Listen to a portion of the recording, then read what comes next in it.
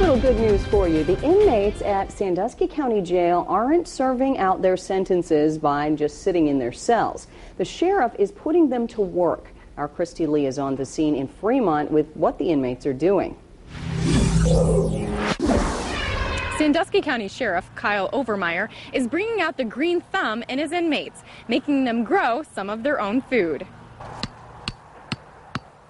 It is all free labor, and everything has been $0 to plant all the produce, and what we're going to do is have them tend to it and then turn around and utilize the food by feeding the inmates to save on the food budget here at the sheriff's office.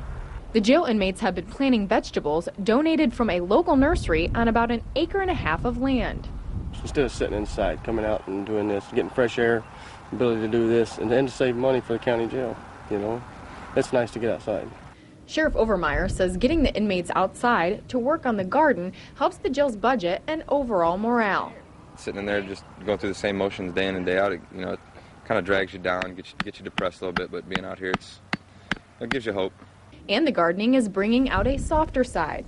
It's to see something start from nothing, which we had bare ground, to make it to this, to the sprouts. It's actually, kind of nice to be a part of.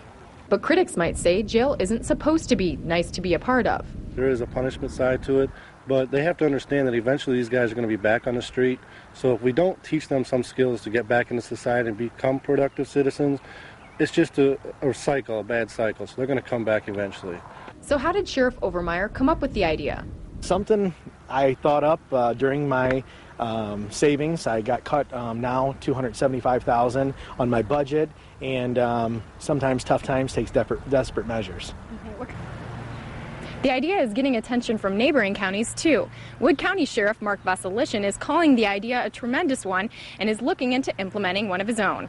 On the scene in Fremont, KRISTI Lee, Fox Toledo News, first at 4.